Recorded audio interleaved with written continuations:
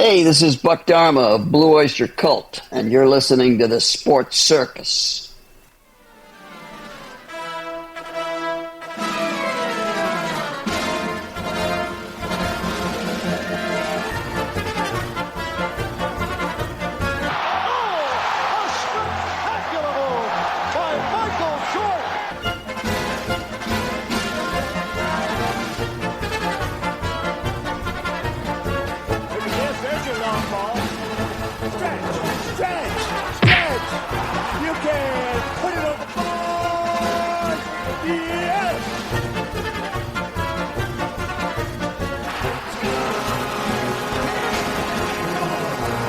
Welcome to the Sports Circus. I'm your Ringmaster Sal, live from Las Vegas in the AMP TV studio, AAMP Television. Today's show is brought to you by UppercutChops.com.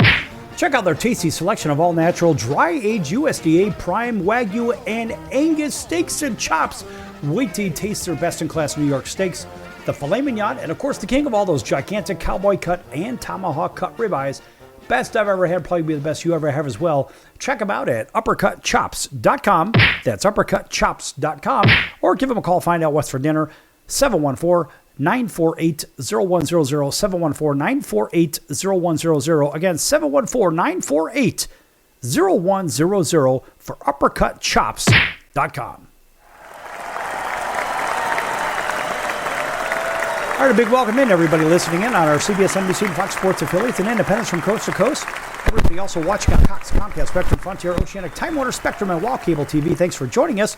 Hotel TV in over 500,000 rooms from coast to coast in all Nielsen rated markets, in addition to everybody on our streaming platforms, Apple, Amazon, Audible, Spotify, Pandora, YouTube, iHeart, Stitcher, Deezer, you name it, we're there. Plus Chicago Food Favorites on Facebook. Folks, make sure you check out Chicago Food Favorites. It's a fun food group on Facebook, and it's free.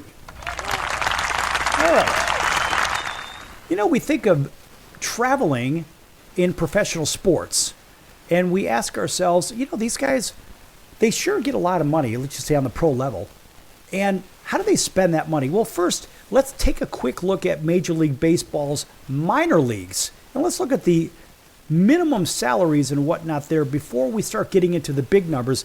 Because the first thing we think about is the minor leagues. And what about the players and how do they get paid and all this other crap? In 2025 alone, the minimum salary for a rookie league baseball player, it's $19,800. That is the salary, the minimum salary.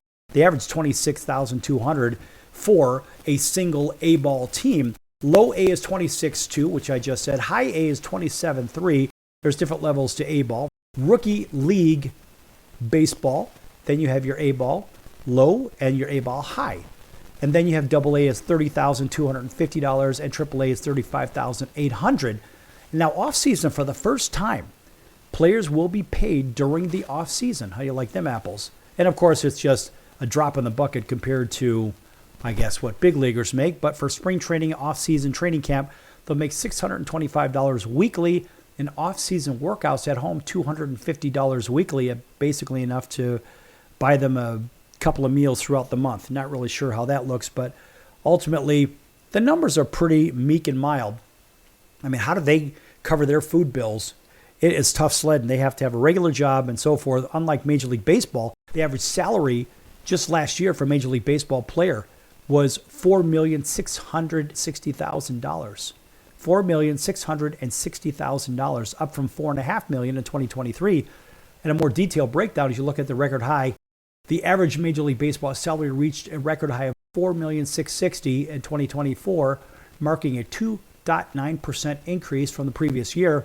In 2023, the average Major League player, their salary was $4,525,000. And the median salary was still $1.5 million. Top earners, we know they made $30, $40 million, whatever the heck it was, some crazy numbers. Position salaries. Starting pitchers earn significantly more with an average of $5.2 million and a median of $2.8 million. DH also makes some of the highest numbers at 13.4, and thanks to guys like Ohtani, that's where that comes from. Minimum salary in baseball, Major League Baseball, league minimum, $825,000 as opposed to the $26,000 in Major League Baseball's minor league system. Imagine that. So you look at that minor league salary in 2024, the minor league player on the 40-man roster is paid $67,300 regardless of the level of the minors. But the reality is they want that minimum of the big league money is $825,000. How do the minor leaguers actually eat? How do they get some of the extras that they may need along the way? Well, that's a big question. That's been very, very often debated, and it should be a hell of a lot higher in the grand scheme of things, looking what the Major League Baseball players make. And so you think of nutrition. Look, Major League Baseball players, they have it a hell of a lot more easy than the minors. I mean, they're eating peanut butter and jelly in the minors, and the guys in the majors are eating lobster and steak and all this other nonsense. But now when they're traveling, think about the Major League Baseball's prioritizing nutrition. And of course, they're supposed to have essentially energy-packed meals and snacks while traveling, focusing on whole grains, lean proteins, fruits, vegetables, and avoid processed foods and even excess sugar. As a matter of fact, the focus is primarily on fuel, so Major League Baseball players need to maintain those high energies for intense games and travel, so their diet emphasizes carbohydrates for quick energy, lean protein for muscle repair and growth, and healthy fats for overall health. What about the minor leagues? They're just eating whatever the hell they can get their hands on. Maybe it's a $2 double cheeseburger, or maybe it's just peanut butter and jelly. It could be a cheese sandwich. Never know.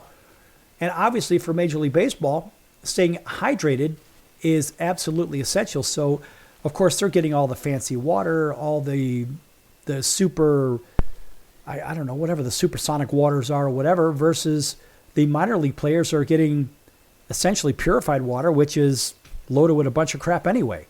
So the major league players often plan their meals ahead and their snacks ahead, packing options, healthy options. They have a team nutritionist. There's all kinds of great things available to the big leagues, but the minors, they don't have that. Even the clubhouse offerings. Look, many of them now have a wider variety of healthy snacks and meals, making it easy for the players to stick to their diets. What about the minor leagues? They're lucky if they get their hands on a bag of peanuts.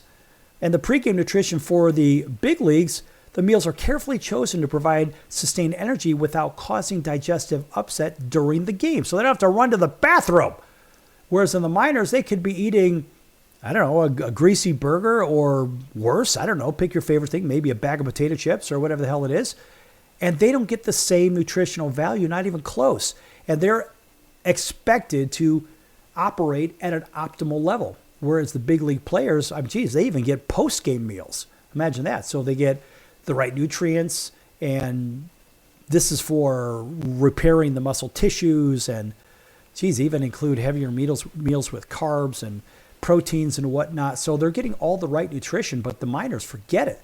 So the examples, for example, of a healthy choice breakfast for the big leaguers, well, is whole grain toast with avocado, yogurt, fruit, and granola, or a protein smoothie. Whereas maybe in the minor leagues, they're getting something like Pop-Tarts. That's right. That's right. Keep booing. In the bigs for lunch, how about those lunches? Maybe sandwiches with lean protein, salads with grilled chicken or fish or wraps or hummus and vegetables.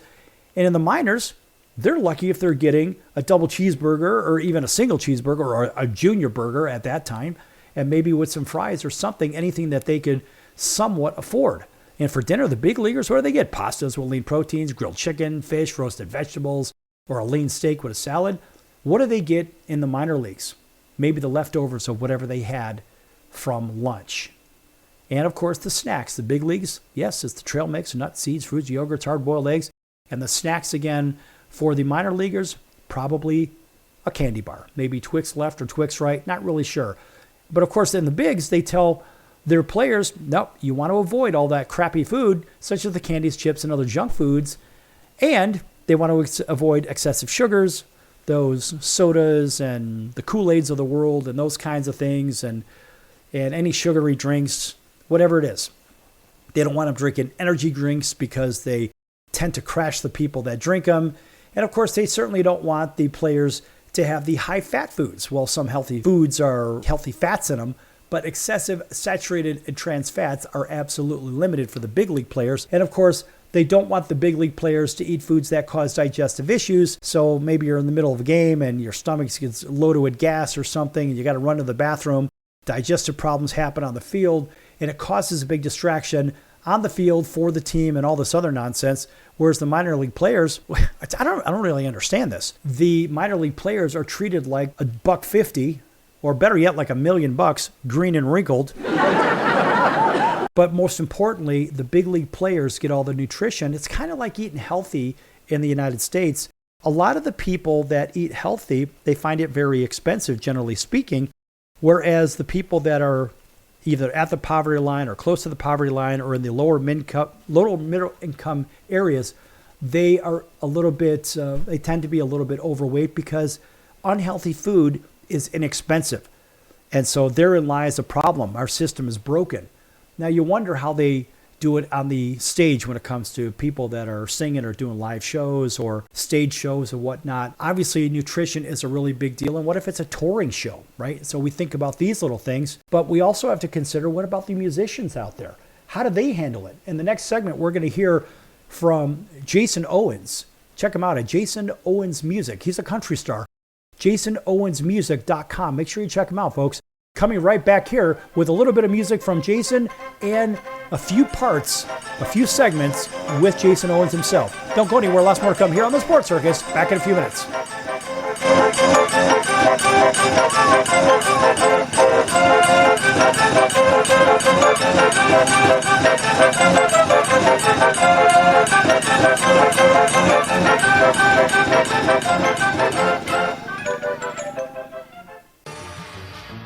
I'm your Ringmaster Sal of the Sports Circus, a primetime, nationally syndicated television, radio, sports, and entertainment show. The Sports Circus covers topics others are too scared to talk about. There's no other primetime show like it on here that'll punch you in the face and you'll beg for more. Join me, Hall of Famers, world champions, and all-star celebrity guests for chaos and controversy here on Libsyn and all podcast platforms, plus thesportscircus.com. Remember, folks, it's a circus and we prove it every day.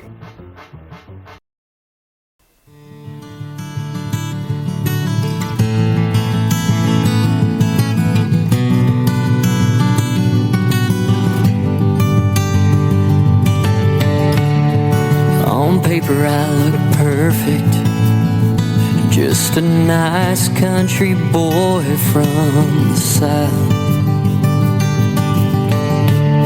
And on paper I look worth it, the kind of guy you wanna settle down with.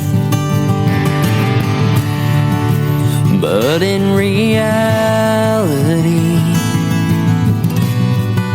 you gotta have a strong heart, 'cause being in love with me is really like being hard. 'Cause I'm always gone, 9 times out of 10. Guys like me hit the road and never look back again. Have one true love, and it's being on that stage with a 6-string in hand. We'll never look back again. We'll never look back again.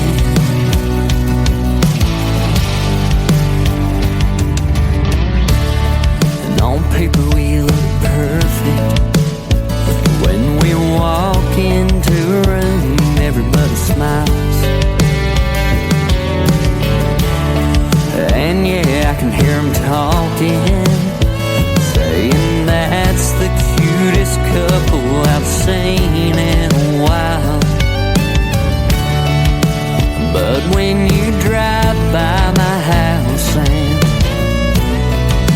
the lights aren't on, that's when you'll be thinking, oh, when will he be home? 'Cause I'm always gone, and 9 times out of 10, guys like me hit the road and never look back again. Have one true love, and it's being on that stage with a 6-string in hand. We'll never look back again.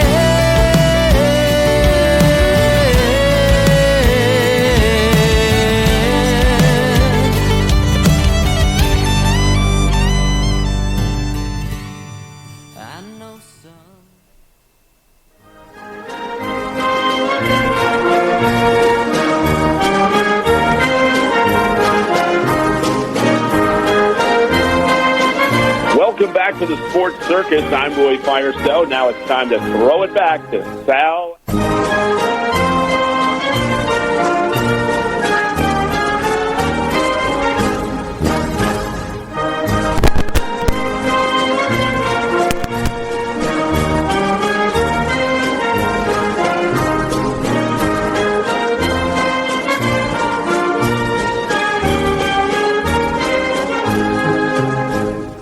Welcome back to the Sports Circus. I'm your Ringmaster Sal, live from Las Vegas in the AMP TV studio, AAMP Television. This segment brought to you in part by the music of Jason Owens. And here to tell you all about the music of Jason Owens is none other than Jason Owens. Hey y'all, my name is Jason Owens. I'm a country music artist. You can find my music online at my website, www.jasonowensmusic.com, on social media at Jason Owens Music, or on all the streaming platforms. Just type in Jason Owens.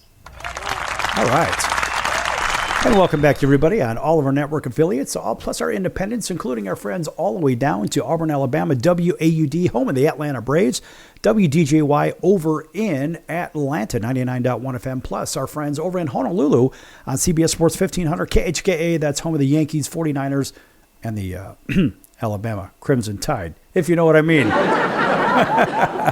All right. So back here with Jason Owens. And hey, listen, buddy, you have done quite a few shows with us, and this is part of a series for all you that are just tuning in for the first time listening to Jason. And we've learned quite a bit about you, but what we haven't really discussed much of is life on the road. There are restrictions on diet. Of course, you got to keep yourself looking good for your audience, right? How do you handle the diet situation and your exercise regimen? How does that look?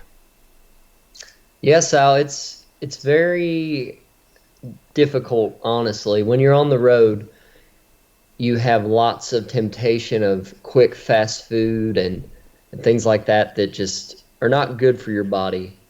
So you just have to find the way to continue your diet that you're working on currently. Like I'm currently working on a whole foods diet, loosely, but pretty much just a whole foods diet. And that has just helped me transform my body quite a bit. And when we're also out there, we try to find a gym that we can get to. Like if we're at a hotel or something, they usually have one, so we can use that. Sometimes they don't suffice though, so we might have to go find something else that we just need to go to, or maybe we'll just go run down the street or something and just get our exercise that way. Okay. Do you ever consider the idea of maybe putting a bicycle on top of your commuter vehicle or whatnot, or maybe even renting a bike nowadays? And that seems to be commonplace, and things have gotten easier. Or what about the idea of just swimming in the pool at the hotel? Yeah, so Sal, I'll give it to you here first if you want the juicy detail. What do you got, man? What do you got? I don't know how to ride a bike. I've never been able to do it. Really? Yeah. I know it's sad. Shut up! That's insane. Oh, yeah. My. Well, it looks like we have a task at some point. I know a couple of people that don't drive as well. My buddy Joey doesn't drive. You and I have the same friend. This is the same guy we're talking about. Joey doesn't drive. And it just shocks me whenever I hear of, either someone doesn't drive or someone doesn't ride a bicycle. And sometimes people say, I just never got around to learning, or whatever it was, or maybe my balance isn't that good. But there are many of other things out there as well. Can you ride a skateboard by chance? Nope. I have very bad balance. So it's definitely hard to do things like that. Okay. I can ride a scooter. You could. Well, okay. Well, now this is interesting. We're going to go completely off track, because have you ever skied? No. I don't ski either. I mean, I've water skied, because water skiing is seemingly a lot easier. But I had this fear of going downhill at a high rate of speed, theoretically knowing how to stop, but actually not being able to stop till I crash into something, if you know what I mean.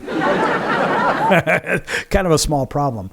But I think about what are the different things that you can do from an exercise regimen, because obviously the swimming is really the best exercise out there. But if you combine some kind of discipline when you're on the road, and you're on the road quite a bit, so with a reasonable diet, I'm sure it's hard to kind of get that under grips, because it's real easy to just pull off to the side and go grab, I guess, your favorite fast food or whatever. It's not like you have a lot of choices out there. You have chains and that's it. Otherwise, you have to essentially bring your own foods. And even when I travel, I bring sticks of honey, and then I'll bite the ends off. And then if I need a little pick-me-up when I'm driving, I'll actually have the honey, because it gives me the glucose that I need. But back to you when you're maybe in between shows or whatnot, because, I would imagine certain food is made available in big concert venues, but then when you're in a smaller place, then you're kind of stuck with whatever your choices are. How the hell do you maintain discipline? Like I said, Sal, it's pretty hard. Sometimes we try to do our best, but sometimes you just can't, because there's nothing else there, unless we bring the food with us.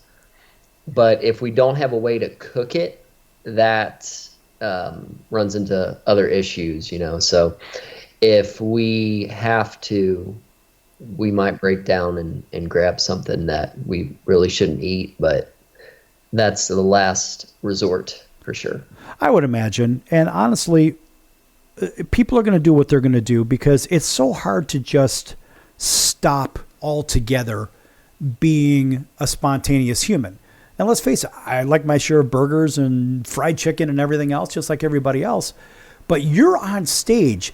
And I think about the idea that for people that don't know who you are, if they've been living under a rock and they have no idea who you are, when you get on stage, for some people, they're like, well, this is the first time I've ever seen this guy.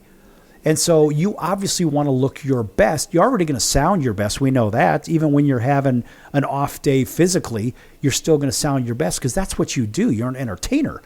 But the reality is, you've got to look your best, and you've got to be nice and trim out there. And I know you work very hard at keeping yourself in good shape. You take the shirt off. You got that compressed tank top, whatever. People say, first of all, the guys say, I want to look like that dude. And then the women say, I want to be with that dude.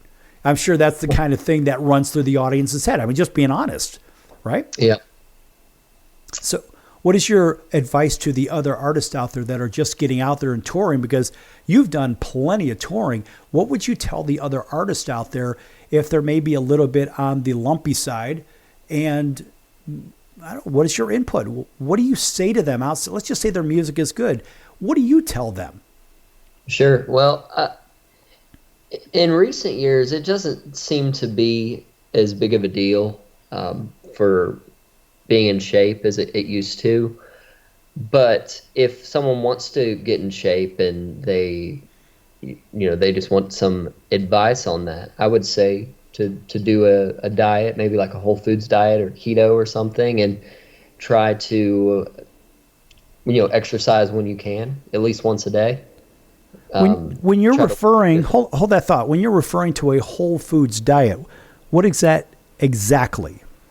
Basically, that's anything that is natural, comes from the earth or from an animal. Got it. So it's nothing that is in a box that you could go purchase somewhere. Yeah, so no Pop-Tarts. Hey, I like Pop-Tarts. Come on, man. Pop-Tarts are good. Anyway, but no, I get it. All right, so no Pop-Tarts and things that are not in a box, which, here's an interesting thing. First of all, it's expensive to eat healthy. And what if you're a starving actor, starving model, or you're a starving musician? How do people get around that just in regular dialogue? I think about this because the people that are overweight generally in this country, I would argue that a lot of the people are financially not that stable. And Sure. and the crazy part about it is it's expensive to eat healthy. What's your response to that? It is expensive to eat healthy, but you can do it in ways where it's not expensive. Like my wife and I, our grocery bill is usually about $60 a week. So it's not terrible. It's doable. I mean, I know there's guys that spend that on a day of fast food. You have to eat $60 every a single week meal. is very cheap. Yeah, we're frugal. Yeah. Well, hey, listen, there's nothing wrong with that, boss. I am too. So here's what I'd like to do. In our next segment, I want to talk about money management when you're traveling, because a lot of people seem to think, and I always say that, a lot of people, because it's true. People will ask me, how do you do this? How do you do that? It's like, I don't know. Ask the artist. The artist will tell you, this is how we manage our budgets. Maybe we don't have a bunch of money, but we sure know how to stretch a dollar when we're touring. And folks, in case you don't know, this guy's played Vegas 150 plus times, whatever. Check his tour dates at jasonowensmusic.com. But he also plays all over the country in other venues. And so he's on the road quite a bit. And Jason, I know that sometimes things are a little bit thinner, a little times are thinner than others. And these are things that we have to manage internally. So I want you to discuss a little bit about that management when we come back from break. What do you think about that idea? Sounds good, Sal. All right. Well, listen, folks, you stick around, because at the top of the minute here in about 30 seconds, you're going to hear yet another one of Jason's hit songs. And in fact, while you're listening to it, make sure to go to jasonowensmusic.com and check out all of his music, check out his tour dates. There's even some merch out there. If not, it'll be out there soon. Either way, make sure you go to Jason Owens Music while you're listening on the break. Don't go anywhere. Right back here in a few minutes.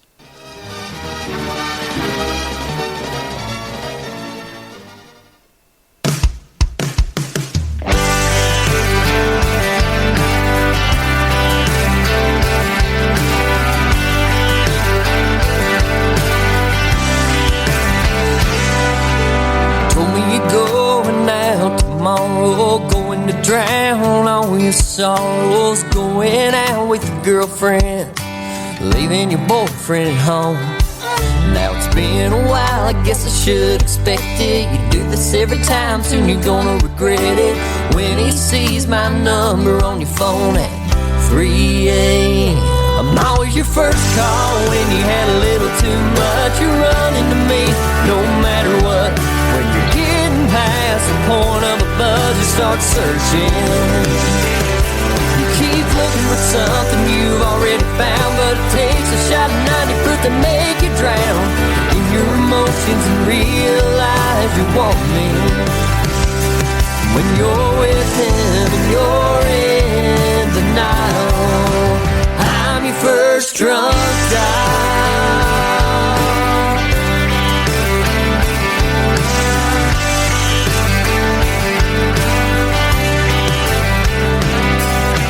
Smell the whiskey through the phone. You're asking me if I'm alone. How many times do I have to tell you no? You got a man who treats you like a queen. Yeah, that guy would do anything. See your number light up his screen tonight. I'm always your first call when you had a little too much. You're running to me no matter what. When you're getting past the point of a buzz, you start searching. Keep looking for something you've already found, but it takes a shot of 90 proof to make you drown in your emotions and realize you want me. When you're with him and you're in denial, I'm your first drunk dial.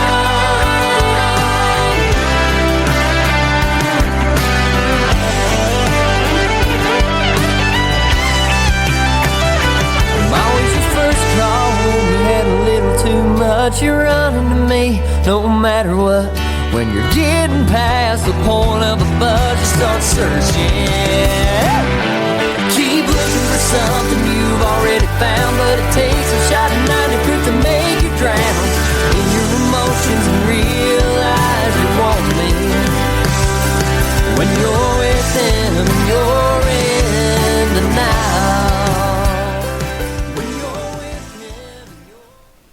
Hey everybody, this is Adam Curry from Candlebox, and you're listening to The Sports Circus.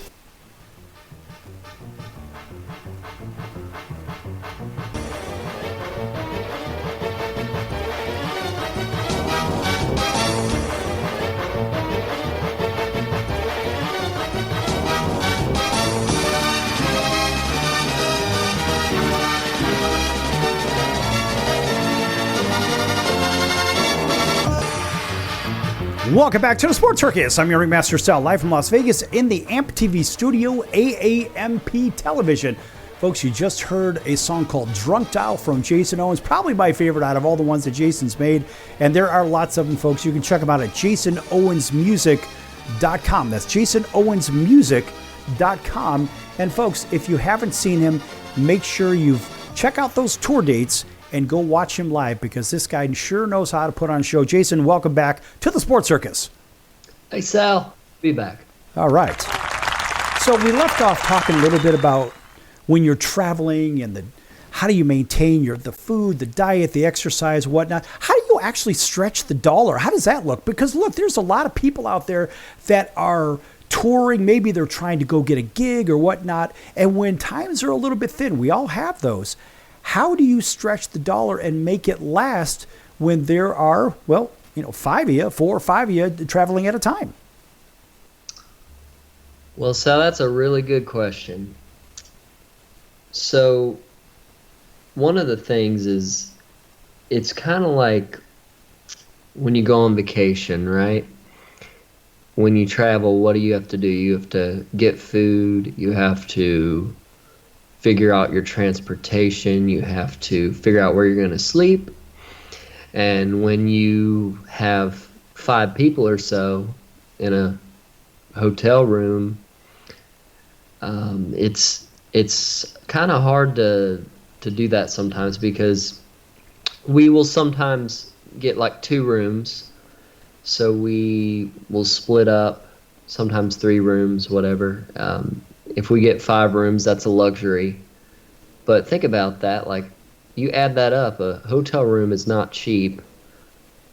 And if you're doing that almost every day, that adds up. I'm not going to lie and say it's a not very expensive endeavor. So if you really want to do it, just know that there are quite a few expenses in this musical journey.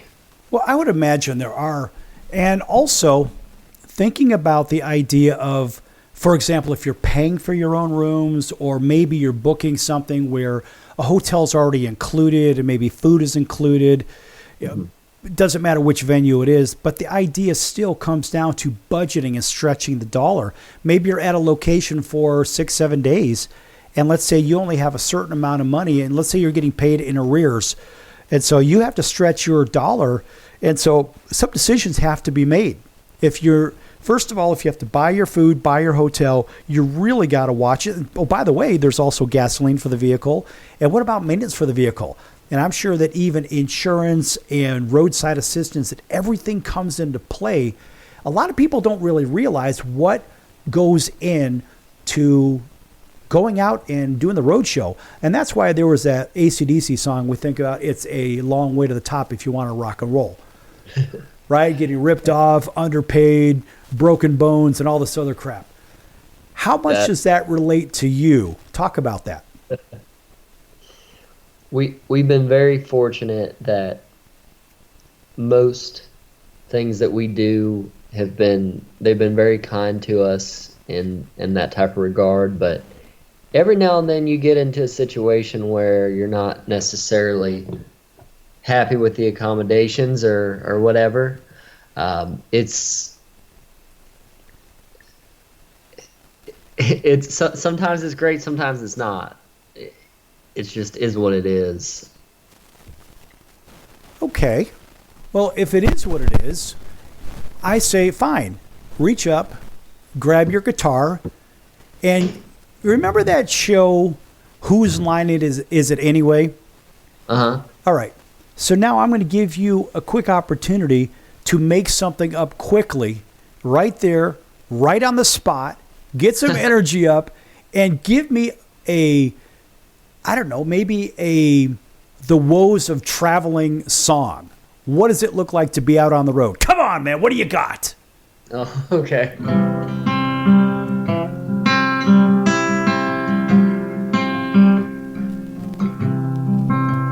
About 150 miles from home, run low on gasoline. And there's another sunrise gone. I've been missing you and me.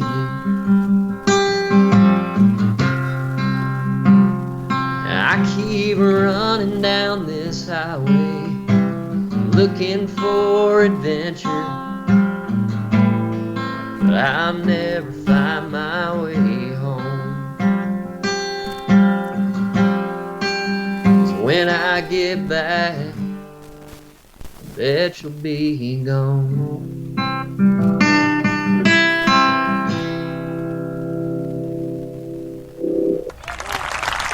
See, now that's good stuff, right? That is the ad lib, ad hoc, pick it up. And one of the masters at doing that kind of thing is Wayne Brady. And I went to see Wayne Brady one time.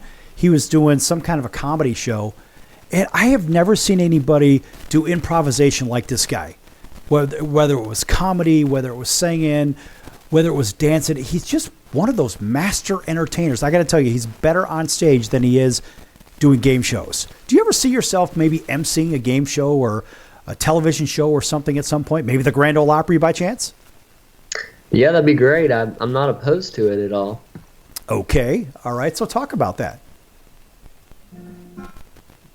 Being a game show host? No, the Grand Ole Opry. Oh, the Grand Ole Opry. It's their 100th anniversary. Last night. That was cool. I posted on Facebook a picture of me at the Opry. I think I was probably about 12 years old. Had my Jerusalem cruisers on, and I was in the Sacred Circle. You know, we did the backstage tour thing, and it was it's just surreal to be there. And I hope the next time I'm there, I'm playing there, because that is my dream. That's always been my dream, to be a member of the Grand Ole Opry. What does it take to play there? To get just an opportunity to play? Well, you got to know the right people, and you got to have some stuff going on for you that they want to have you out. And used to, you really had to be very true to the country roots. And it seems like in recent years they've been more lenient about that. But why is that? Why? What's that? Why is that? Well, probably because music's changing. How it's perceived to be country, if you will. Well, right. So we see different pieces of it, whether it's country pop, country rock, bluegrass, whatever. What is it that you believe that they're looking for? Is it just something marketable, or is it something that's true to the roots?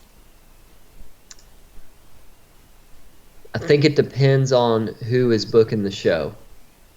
Because I've seen lots of shows that are very true to the roots, and then I've seen lots of shows that are more just marketable acts. Okay, so stick with the marketable acts. Let's talk about the marketable acts. You're a marketable act. What does it take for you to get there? A lot of blood, sweat, and tears, and the right connections. It's a long way to the top if you want to rock and roll, right? Yeah, man. Okay, all right. And would you say that money is a part of it, what you draw at the gate?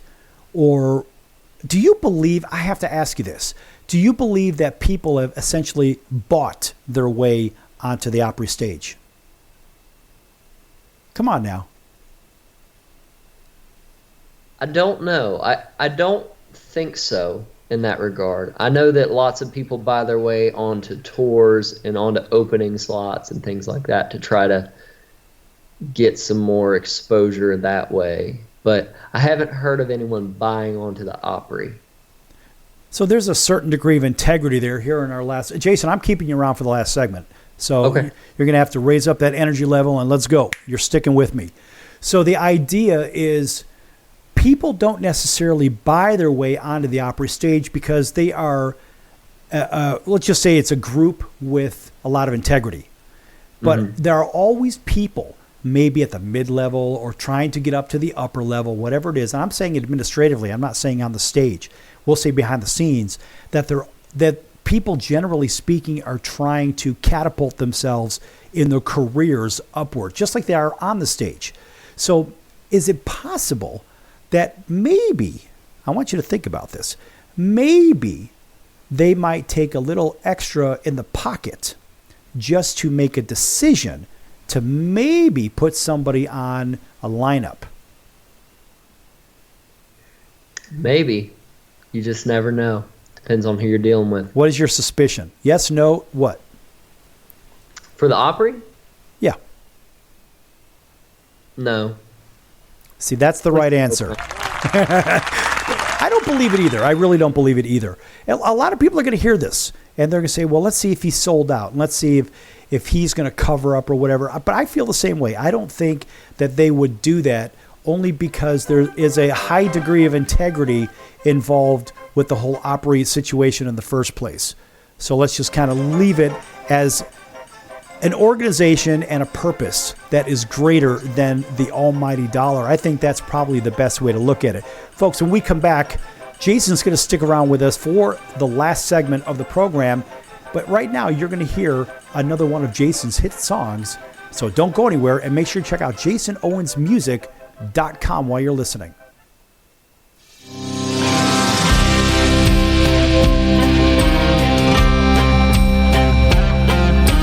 Crawdads, hunting deer, Bourbon Trail, ice cold beer,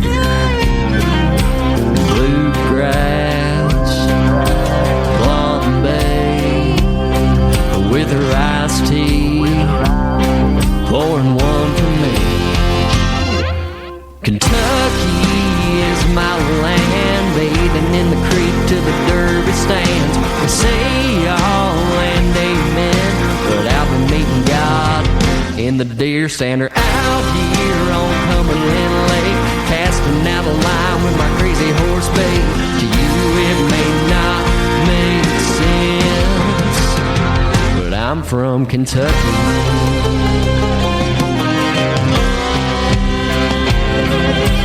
Cowboy boots, buckle bell, a big front porch, and the Bible Belt. Come on, babe, get on in my truck, a back dirt road, let's tear it up.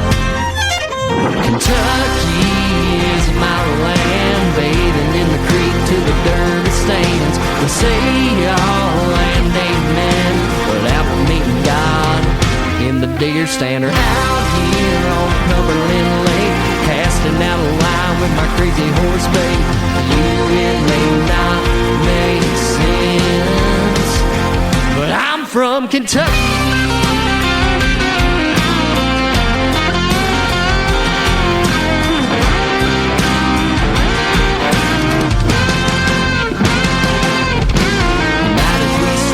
Divided we fall. Country music gets us through it all. Bleeding blue, you know it's true. If you're from Kentucky, this song's for you. Kentucky is my land, bathing in the creek to the Derby stands. We say y'all and yes ma'am, but I've been meeting God in the deer stand, or out here on Cumberland Lake, casting out a line with my crazy horse bait. To you it may not make sense. Oh, to you it may not make sense. Hey everybody, this is Brian Urlacher. Welcome back to the Sports Circus.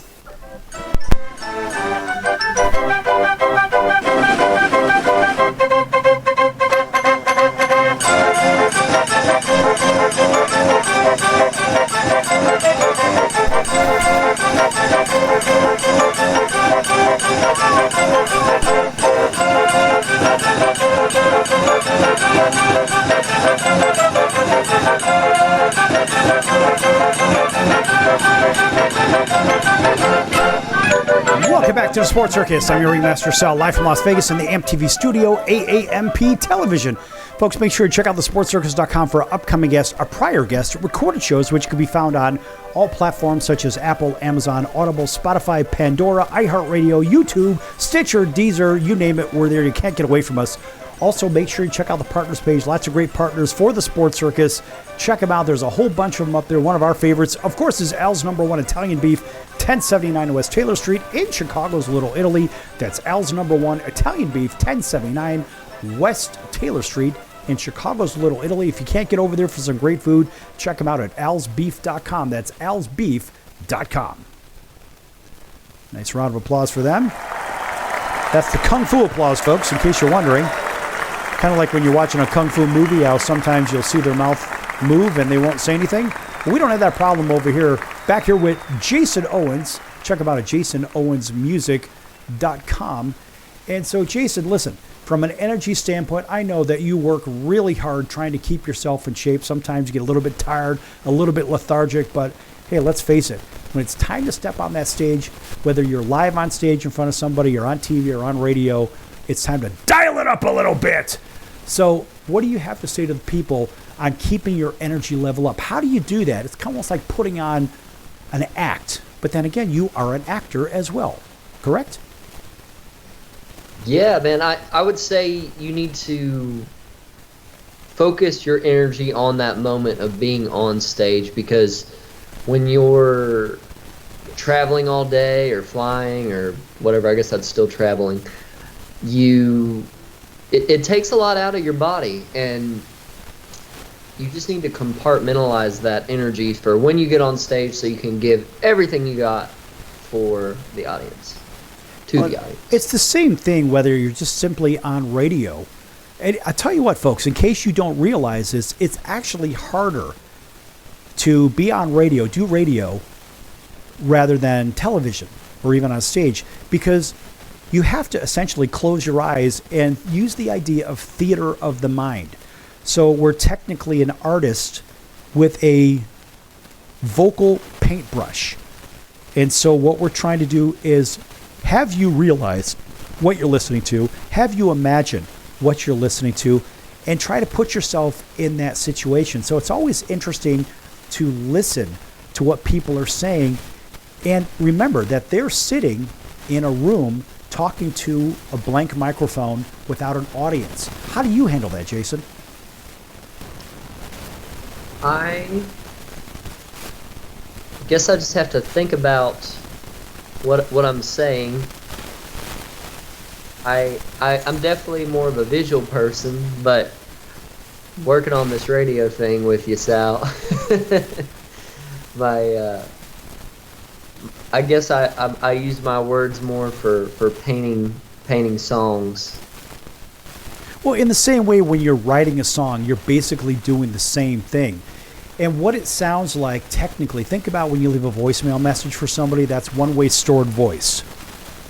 And so it's almost as if when you're, I guess, thinking about the idea of when you're leaving a voicemail, you have no chance for anybody to refer back to you. And then additionally, you have to just, whatever's out there, it's out there. Right. And that is the other half of it. So it's sort of like when you're talking on the phone and somebody says, "Are you eating a bag of chips?" No. Yeah. You're not eating a bag of chips. Maybe it's just a connection issue. Sometimes through the miracle of telecommunications, we have audio issues, and sometimes we can correct them. Like artists use auto-tune. A lot of them use auto-tune to fix their voice, and sometimes it doesn't sound very good, but sometimes the auto-tune makes people sound really good, but then when you hear them live, it's nails on chalkboard. You don't use auto-tune, do you? No, I don't. If I send it to someone for a mix, they might put it on there without me knowing about it, but I don't use it myself. Well, and I certainly don't use it when it comes to to being on a microphone either. Again, sometimes we just have a situation where, again, there's a connection issues, and that's why in the music business, Well, they say, well, we'll have take another, we'll do take 10, take 20, take 30, whatever the hell it is. And if you're a real good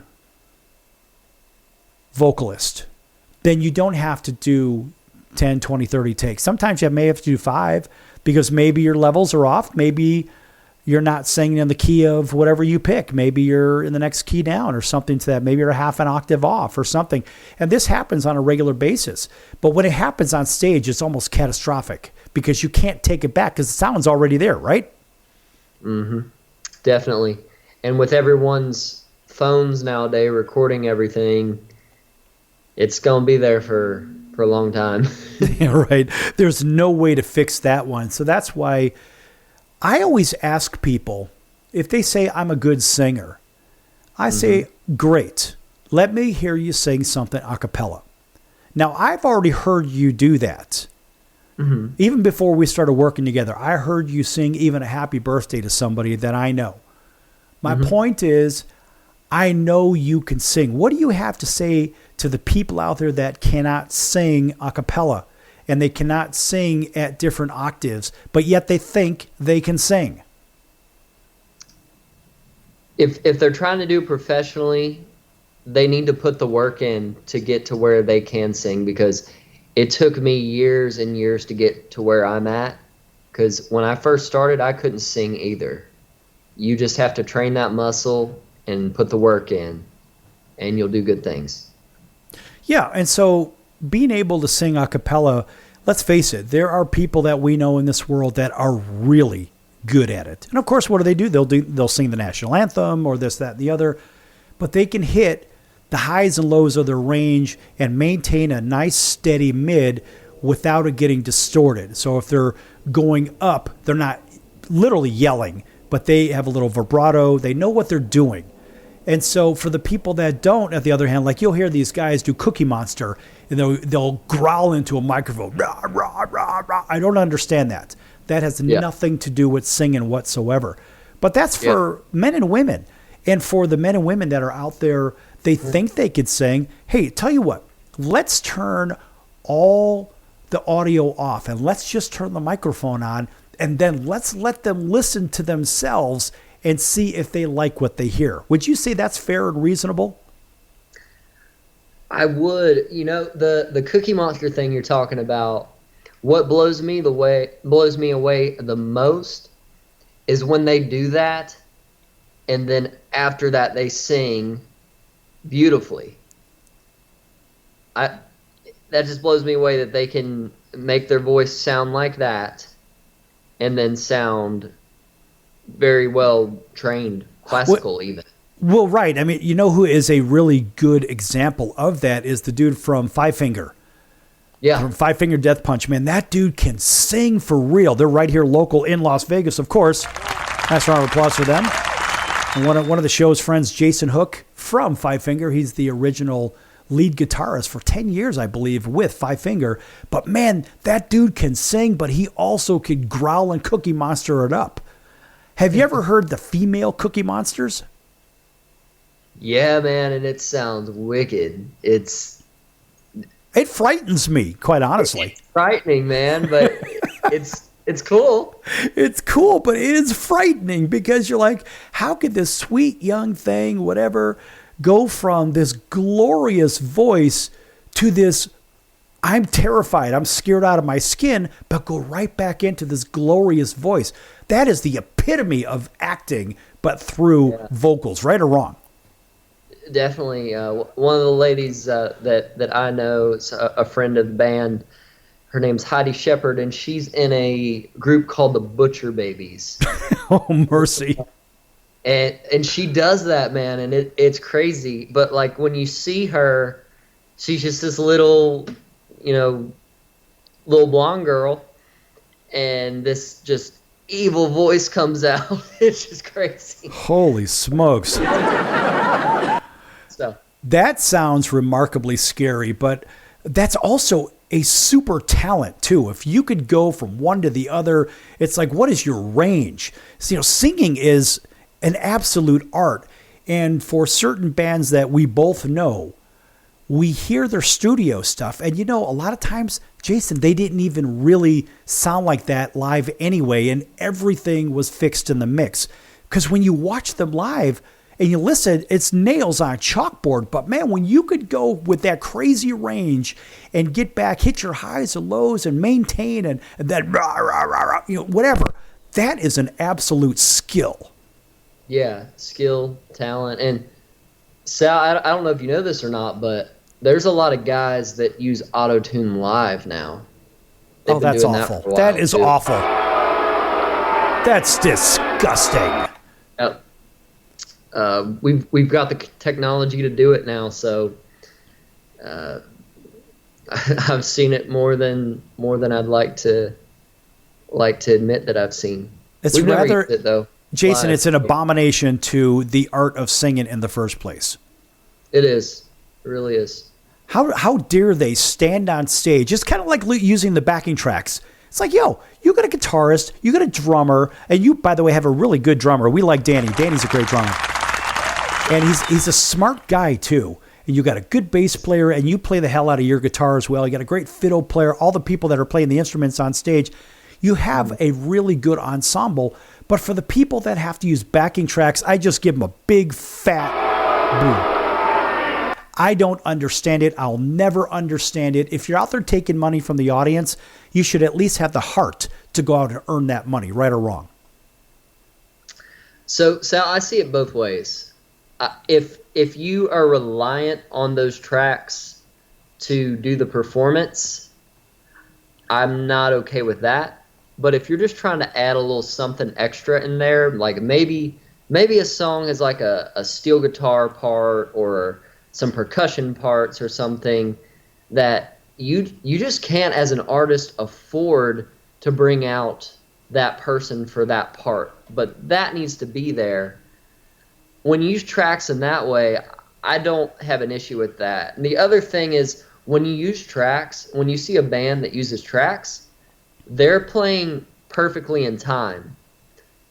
So that's another skill in itself. And we can get into fights about that, but that's my 2 cents. All right, we're going to absolutely have that, because at some point I have a real problem with backing tracks. Anyway, folks, we're out of time here on the Sports Circus. Big thanks for Jason Owens joining us today. Jason, of course, we're going to see you again real soon right back here on the Sports Circus. And guess what, folks? We're going to also be with you in about 23 hours right here on your favorite station. So make sure you check back early and often. Lots of great updates coming here. And make sure you go to jasonowensmusic.com. You can not only read about him, you can listen to him, you can check out his tour dates, and maybe get some merch too. So, Jason, we'll see you next time right here on the Sports Circus. So long, everyone.